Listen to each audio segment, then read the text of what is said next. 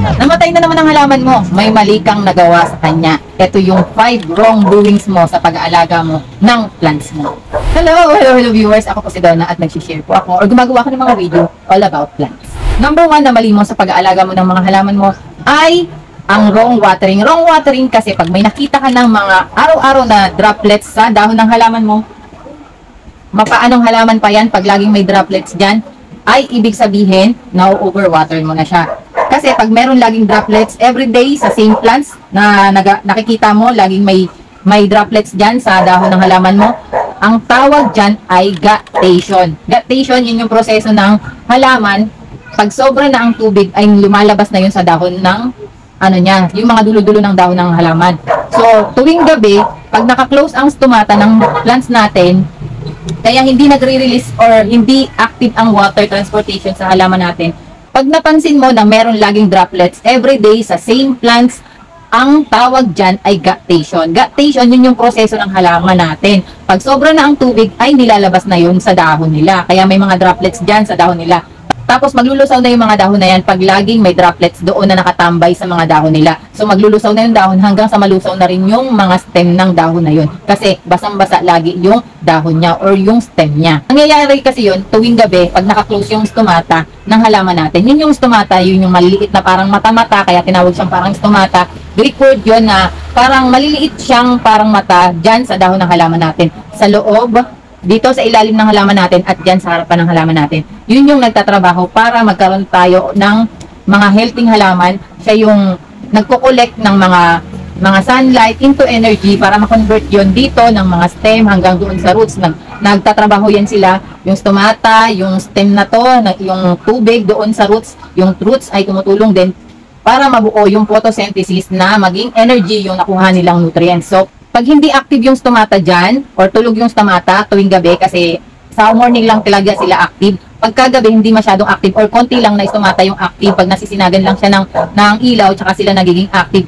Pag hindi sila active, doon nagre-release ng mga water droplets. Kasi di ba maalala, kung makikita nyo yung mga halaman nyo, sa umaga, yung mga parang hamog-hamog niya na akala mo sa forest lang yun ang galing, or sa mga katabi niyang plants, or dahil sa hamog ng hangin, ay nagkakaroon sila ng droplets. Pero, yun talaga yung process ng halaman. Meron naman yung talagang native sa halaman na nagkakaroon ng ganun. Kaya meron. Pero pag everyday na hindi naman morning, hindi naman madaling araw, meron silang mga droplets dyan. Ibig sabihin, naglulusaw na yung halaman na yun, yung ugat niya ay hindi na nakakapag-penetrate ng energy doon sa loob or oxygen doon sa loob. Kaya nagkakaroon kasi ng pagkasakal dito sa roots ng halaman natin. Kasi pagka yung oxygen ay wala na dito sa mga roots or wala nang oxygen na kukuha yung roots doon sa halaman natin. Para magkaroon ng oxygen doon sa roots ng halaman natin, ang gamitin natin potting mix ay well-draining potting mix or yung hindi sakal yung mga roots ng halaman natin. Kasi pag sakal na sakal yung mga roots ng halaman natin, yung nahihigop niya ay purong tubig lang, walang oxygen na nangyayari. So pagka walang oxygen na kukuha ang halaman natin, papunta dito, hindi sila nakakapagbuo ng pagkain nila. Kasi yung sunlight, plus yung sugar and starches na nakukuha ng halaman natin sa sunlight, dapat ma-convert yun into energy. Pag hindi yun na-convert into energy, magiging hindi maganda ang buhay ng halaman. Hindi siya magkakaroon ng pagkain or hindi nabubuo yung energy na para sa kanila talaga. So, unti-unting malulusaw yung mga dahon ng halaman natin pagka hindi nila nagagawa yung dapat na natural na nangyayari doon sa paulit-ulit dapat na nangyayari sa halaman. Kaya pag ang plants mo ay palaging may droplets dyan, yun na yung guttation. Ibig sabihin, sakal na yung roots ng halaman natin, wala na siyang nakukuhang oxygen. Kailangan mo na ang palitan yung potting mix mo. Or tigilan mo na ang pagdidilig sa kanya. Kasi yung water din yung may kasalanan kung bakit nawawala yung oxygen dito sa mga potting mix natin. Kasi pag napurong water na yan, yung oxygen na yan, mawawala kasi purong water na nga dito sa potting mix ng halaman natin. So kailangan natin may aeration sa potting mix plus may aeration sa pwestong pinaglalagyan ng mga halaman natin para makapagbuo sila ng pagkain na para mabuhay sila, para magkaroon sila ng panibagong mga dahon. Number 2 na pagkakamali mo or wrong mo sa pag-aalaga mo sa halaman ay yung pagpili mo ng paso. Kasi ang pagpili natin ng paso or tayo talaga ang kailangan na makakilala sa halaman natin bago tayo pumili ng para sa kanilang paso. Kasi pagka mali yung pagpili mo ng paso sa kanila, ay yun din yung ikakamatay ng plants. Kung masyadong malaki ang binigay mo sa kanila or masyadong maliit naman yung binigay mo sila. Pag masyadong malaki ang binigay mo sa kanilang paso or sobrang-sobrang laki, overwater sila. Kasi pag diniligan mo sila, matagal matuyo yung potting mix nila kasi yung roots nila ay kaunti pa, so hindi nila masasakal sila doon sa potting mix na binigay mo sa kanila kasi marami ngang potting mix doon sa paso kasi malaki yung paso. Depende na lang kung malaki ang binigay mong paso pero kaunti lang yung potting mix na nilagay mo sa kanila, so hindi sila ma-overwater. Depende rin kasi yun sa nag-aalaga sa kanila. Kaya kung bibili ka ng mga maliliit naman na paso tapos yung ugat naman nila ay sobra-sobra doon sa paso or sakal na sila, wala na silang makuhang nutrients kasi kaunti lang yung nutrients or yung potting mix na nandun sa paso, ay matutuyo pa rin yung mga halaman mo kasi lagi silang nauuhaw, mabilis na silang mauuhaw kasi wala na silang makuhang nutrients at tubig doon sa potting mix mo kasi kakaunti na lang, puro ugat na lang. Pagka naman ang pinili mong paso ay mga terracotta pot, pero yung mga halaman na yun ay uhawin, ay mabilis din malusaw yung mga halaman kasi yung terracotta pot, nagre-release yun ng tubig galing doon sa potting mix. Tapos, yung halaman mo, nanghihingi rin ng tubig. So, kailangan mo magdilig ng magdilig. Pwede ka naman mag-terracotta pot. Pero, dapat isasaalang-alang mo pa rin kung kailan ka ba nagdidilig. Kung gaano ka ba kadalas magdilig. Kasi kung hindi ka masyadong pala dilig kasi terracotta pot yung binili mo, tapos yung halaman na nilagay mo doon sa terracotta pot ay uhawin, wala ding mangyayari. Malulusaw at malulusaw o mamamatay pa rin yung plants mo. Dapat ibagay mo yung terracotta pot or yung pot na pipiliin mo kung ano yung gusto ng halaman. Kung terracotta pot, dapat yung hindi masyadong uhawin na halaman o yung laging tuyo agad yung potting mix. Yun yung ilagay mong halaman doon. Kailangan nasa sayo pa rin yung pagpipili kung paano mo ilalagay yung halaman mo. Hindi dahil ang ganda-ganda ng terracotta pot, ayun na yung pipiliin mo para doon sa specific na plant na hindi naman para sa kanya or bagay sa kanya.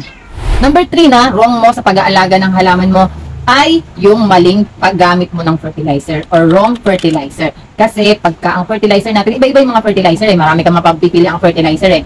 Ang fertilizer kasi dapat iayon mo doon sa plants mo. Kung ang plants mo ay nagdo-dormant, huwag mo siyang lagyan ng fertilizer kasi mas lalong dinadagdagan mo yung stress niya, kaya nagdo-dormant yung mga halaman natin kasi ginagamot niya yung sarili niya or kinakalm down niya yung stress na nararanasan niya. Pagka masyadong mainit ang panahon, masyado namang malamig ang panahon, yung parang sudden init or sudden changes ng environment natin, doon nagkakaroon ng dormancy period ang mga halaman natin. Dito naman kasi sa Pinas, hindi naman gaanong maraming halaman yung nagdo-dormant, pero isaalang-alang natin yung halaman natin. Pag alam mo hindi nagkakaroon ng mga bagong dahon, ibig sabihin nasa dormancy period din siya. Huwag mong lagyan ng fertilizer. Pag alam mong may mga brown tips or may mga brown edges yung halaman mo, nagkaganyan yung mga halaman mo, ibig sabihin yan, may nararanasan siya na mali doon sa potting mix niya or sa sa kanya, sa pagdidilig mo sa kanya or sa pag-aalaga mo sa kanya. Huwag mo siyang lagyan ng fertilizer kasi mag-a-additional yun sa stress nila. Magiging malulusaw lalo yung mga ugat, yung mga stem nila pagka nilagyan mo sila ng fertilizer kasi nagdagdag ka lang ng stress nila. Ang best tips ko sa inyo, pag maglalagay kayo or tamang panahon para maglagay ng fertilizer, pagka nakita mo yung halaman mong may bagong palabas na dahon, ayun, tulugan mo siyang magkaroon ng panibagong nutrients para mapalabas niya ng totally yung dahon na sa kanya palabas. Kasi mas makakatulong ka sa kanila, mas malaking dahon ang lalabas doon sa yung palabas na yon, mas magandang variegated or variegation yung lalabas pagka binigyan mo siya ng fertilizer, lalong-lalo na sa mga alocasia. Danas ko yan sa mga alocasia kung black velvet, sa mga yung mga alocasia kung dati hirap na hirap ako makapagpabuhay na laging naglulusaw, yung bulb lang yung natitira, para makapagpalash ka ng alocasia. Pagka may bagong palabas na dahon, dun ka mag-fertilizer sa kanya. Huwag mo silang kakalimutan na diligan kasi ayaw ng mga alocasia na nakakalimutan silang diligan or nakukulangan sila ng tubig pag may palabas na dahon kasi maglulusawan yung mga old leaves niya pagka lagi siyang nauuhawan pag may palabas na dahon kasi binibigay nila yung mga minerals and nutrients nila sa bagong dahon na palabas. Kung mapapansin mo, palaging 2, 3, 4 lang na dahon yung alocasia. Mahirap siyang palash kasi nga pag nakakalimutan mo siyang diligan, yung mga dahon niyang luma ay binibigay yung mga nutrients doon sa panibagong dahon na palabas para lumabas siya or mag-sprout siya. Number 4 na mali mong nagagawa kaya namamatay yung plants mo ay wrong potting mix. Wrong potting mix kasi lagi kang gumagamit ng mga nakakasakal na potting mix. Kailangan yung potting mix na gagamitin mo sa kanya may aeration, gamit ka ng mga leka, kahit mga 10% na leka or 20% na leka or 20% na pames, or kahit anong promise yung malaki man o maliit, mas maganda yun sa halaman natin. 20% na rice hull, okay yun sa halaman natin. Huwag mong masyadong sakalin yung halaman mo kasi doon sila nalulusaw, doon sila namamatay. Kahit mother plant pa yan, pagka palaging may putik doon sa pwesto niya or doon sa potting mix niya, naglulusawan yung mga ugat niyan. Kahit yung mga matitibay na halaman na talagang pang direct sun yan, naglulusaw sila pagka nakapasok sila, tapos yung potting mix mo ay sakal na sakal. Laging naglalagas yung mga dahon, ganun ang mangyayari yan eh. Pagka nakita mo mga halaman mong lagi naglalagas ang dahon, nababawasan ang dahon sa ilalim, yung mga old leaves naglalagasan, naninilaw yung mga dahon, yung mga dulo ng dahon ay nagkakaroon ng mga brown edges, ibig sabihin, mali yung potting mix mo sa kanya. Hindi niya gusto yung potting mix niya. Indication yun ng halaman na hindi niya gusto yung potting mix or yung environment or yung pag-aalaga mo sa kanya. Bigay mo sa kanya yung may aeration na potting mix. Yun talaga yung makapagpapaganda ng halaman natin at makakapagpatay ng halaman natin. Tapos, plus pa, yung parang may hangin siya doon sa pwesto, yung oxygen na kukuha niya para makapagpabuo sila ng pagkain para sa kanila. Kasi bukod sa sunlight na nakukuha ng mga dahon ng halaman natin, tapos carbon dioxide na nakukuha nila sa paligid natin, ay kailangan din nila ng oxygen para ma-convert yung pagkain nila into energy. Panglimang wrongdoings mo, kaya namamatay yung halaman mo or naglulusawa, nagtutuyuan yung mga halaman mo, ay palagi mo inaantay na magkaroon ng indication or paglulusaw na yung mga halaman mo bago mo sila i-save. Kailangan yung mga mata natin, kung alam mong masailan yung halaman na yon, doon mo siya ilagay sa pwesto, lagi mo siya makikita. Kasi kung medyo malayo yung pinaglagyan mo sa kanila, talagang malulusaw siya. Lalo na pag importante sa iyo yung halaman na yun, binigay ng friend mo, yung friend mo medyo lucky sa buhay, na medyo mahamahalin yung biniling halaman, tapos binigay sa iyo, tapos nalusaw mo lang siya, sayang, di ba? Imbis nakapagpabuhay ka at nakapagpropagate ka sa kanya, tapos ang ganda pa ng halaman na yun, ay mas maganda, bago mo sila huwag mo silang antayin na magkaroon ng mga sakit. Huwag mo silang antayin na magkaroon ng mga peste sa nila, sa potting mix nila, kasi ang mga halaman natin, lalo na pagka nakapaso, tapos yung gamit natin ay potting mix or yung ang tawag dito, yung lupa, hindi water. Kasi ang water, makikita natin kung madumi ba o hindi, mapapalitan agad natin kung hindi. Pero kung ang gagamitin natin ay yung mga soil, hindi natin makikita kung anong bacteria yung nandun sa loob ng potting mix. Mas maganda, i-provide mo na sa kanila yung pag-spray. Mas maganda, sprayhan mo na sila ng mga fungicide or yung mga pesticides para hindi sila kainin ng mga bad bacteria or yung mga namumuudyang mga bad fungi, mga algae, mga ganon, kasi present yun lagi sa potting mix natin. Mas maganda, i-prevent mo na sila bago pa sila malusaw. Huwag mong antayin na laging may pangit na dahon na nangyayari bago mo sila isi-save or bago mo i-check yung plant natin.